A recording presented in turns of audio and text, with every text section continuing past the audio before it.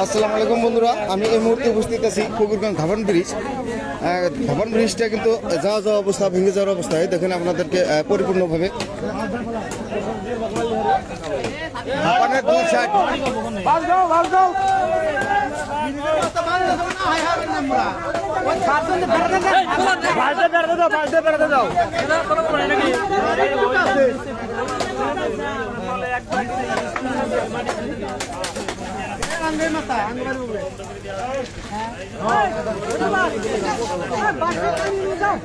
আসলে কথা হচ্ছে আমাদের বিধায়ক অজেত আলী চৌধুরীর কোনো ভূমিকা নাই, নবনির্বাচিত সাংসদ কোনো ভূমিকা নাই। ফকিরগঞ্জ অঞ্চলে এত দুর্যোগ চলতেছে, ওনারা কিন্তু এই এখন পর্যন্ত দেখার সময় নাই, ওনাদের এখন পর্যন্ত দেখার সুযোগ নাই। এক এক করে আমাদের ফকিরগঞ্জের বিভিন্ন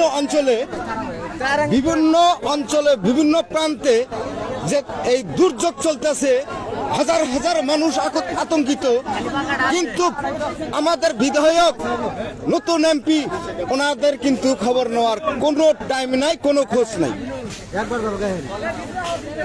আমি আপনাদেরকে এখানকার এইগুলা দেখাইতেছি।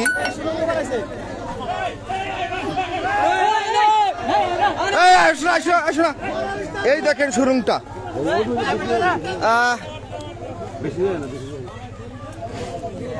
ওই সাইডে তৈরি হয়েছে, ওই সাইডে আরো বেশি হয়েছে না, ওই সাইডে না, ওই মুরগিটা ঠিক আছে।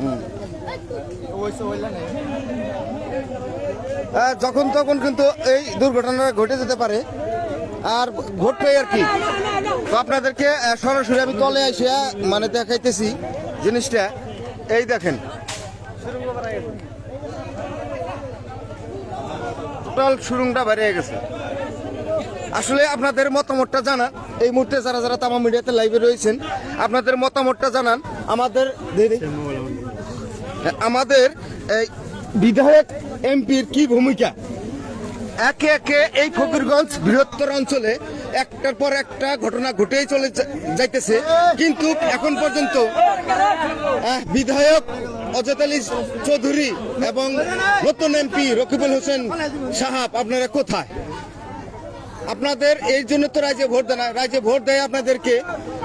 রাজ্য যখন বিপদে পড়বে তখন আপনারা রাজ্যের কাছে এসে দাঁড়াবেন, কিন্তু বিপরীত আপনাদের বিপরীত ভোটের টাইমে আপনারা যতই থাক, আপনাদের কাম থাক, ভোটের টাইমে কিন্তু আপনারা এখানে এসে রাজ্যের কাছে তখন কোন ভোট ভিক্ষা চান।